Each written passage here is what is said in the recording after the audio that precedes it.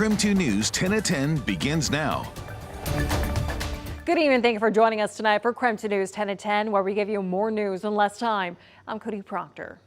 Well, new at 10 tonight, the Cheney Education Association and the Cheney School District announced a tentative agreement, potentially avoiding a strike.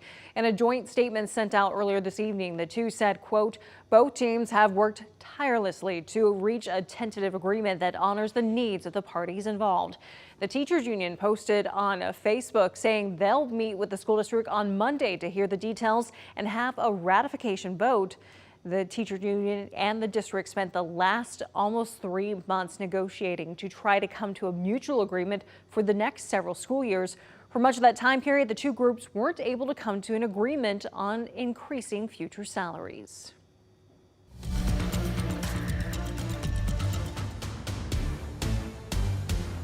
Well, tonight turned out to be a soggy one earlier this evening with rain pouring across much of the region. Meteorologist Michelle Boss getting us started tonight.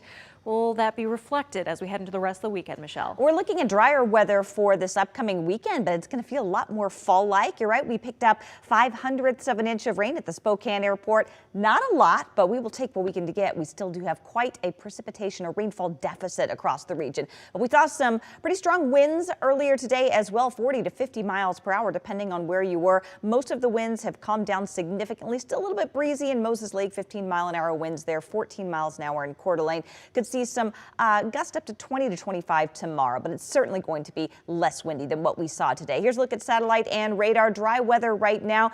Any wet weather we see over the weekend should be confined to the northern counties of Washington and North Idaho, and that would be for tomorrow afternoon. Spokane should stay dry. We're going to enjoy some cooler temperatures this weekend. Cooler if that's what you're looking forward to. 53 right now in Spokane, mid-50s across the Panhandle. Still low 60s in Moses Lake, but only 57 in Lewiston. Clear skies expected tonight. We will start off with sunshine tomorrow, heading for a high only in the low 70s on Saturday and Sunday with partly cloudy skies. Michelle, thanks so much. Meanwhile, tonight's stormy weather brought issues for concert goers at the Gorge Amphitheater in Grant County after rain, gusty winds, and a nearby wildfire forced attendees to evacuate and shelter in place in their vehicles. The Grant County Sheriff's Office says the wildfire burned behind the venue close to the Columbia River. That fire is now out, and tonight's concert featuring Tyler Childers was postponed for a short time. The venue reopened after conditions calmed down. A Spokane County Sheriff's deputies recovering tonight after being stabbed during a welfare call yesterday in Deer Park. KREM 2's Connor McAvoy brings us the details tonight and how it's something law enforcement in our areas seeing more and more. 32-year-old Gloria Andres appeared in court today on charges of first and second-degree assault. Court documents say Spokane Sheriff's deputies responded to North Dalton Road, where Andres was reported climbing fences and running through people's yards. They say she refused to cooperate as deputies followed her to the intersection of Dalton and Wild Rose Road, where she was speaking with a driver of a white truck. Court documents go on to say deputies approached her at the intersection where she pepper sprayed and stabbed a deputy in the chest. This incident is not the first instance of a local law enforcement officer getting injured during arrests this week. We have more of our officers and deputies being violently attacked in the last couple of years than we have ever before. And we have been very fortunate that we have not had an officer or a deputy killed in the last 2 years. On August 17th, multiple Spokane Police Department officers suffered injuries while responding to 2 different calls attempting to arrest a suspect. Sheriff Knowles says at least part of the trend comes from needing more training among law enforcement departments. And we need to train police officers to better de-escalate people. I think it does a disservice to the fact that we are not investing in protecting the public from these people like we used to. We can only do so much as police officers. We're human. We can only do so much de-escalation with someone who is bent on. A bond is set for Andres at $250,000. An arraignment hearing is set for September 4th at 8:30 a.m. in Superior Court. In the newsroom, Connor McAvoy, KREM 2 News. Let's go now to Night Beat for a quick look at the day's top stories. A judge says the woman accused of setting a fire at the Army surplus store in Sandpoint is not fit to stand trial, at least for now. Our news partners at the Bonner County Daily Bee report Jennifer Myers is now in the care of the Idaho Department of Health and Welfare.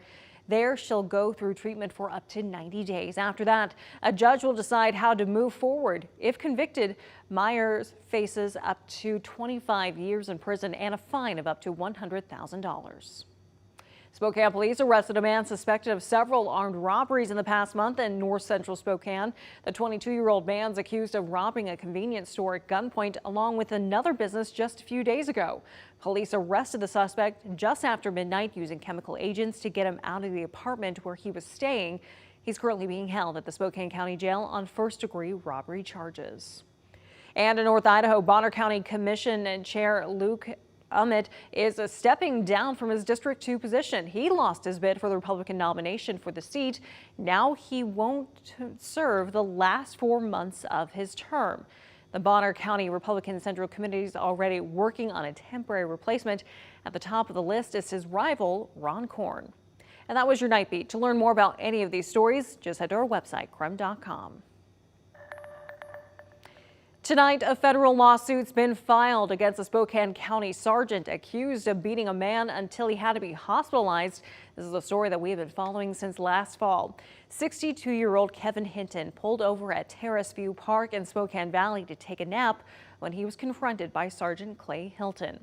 When Hinton wouldn't hand over his ID, the situation escalated. As attorney says, Sgt Hilton beat him to the point where he suffered 8 broken ribs, a punctured lung, and a concussion. Spokane police later investigated the incident and found there was probable cause to charge the sergeant with assault.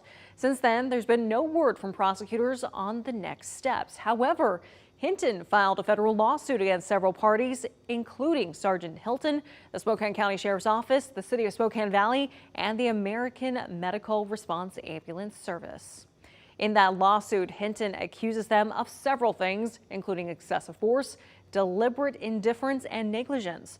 The complaint states in part, the Sheriff's Office rubber-stamped their approval of an officer's use of force despite clear evidence to the contrary.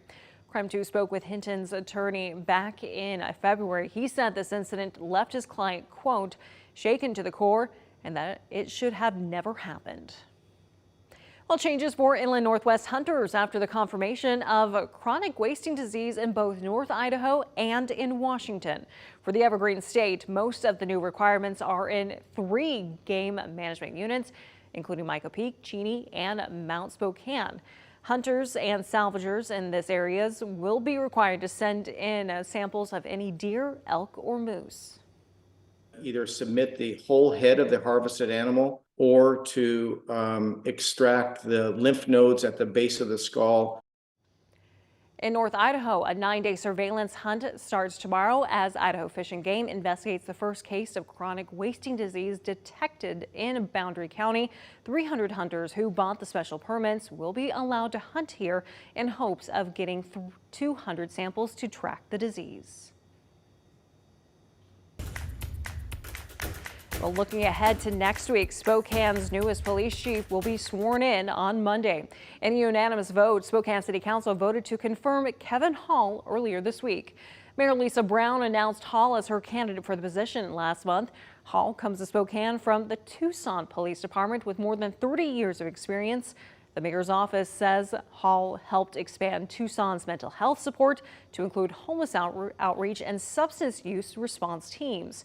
Their ceremony takes place at noon on Monday at the tribal gathering place just outside of Spokane City Hall. And that was your KREM 2 News 10 at 10, where you get more news in less time.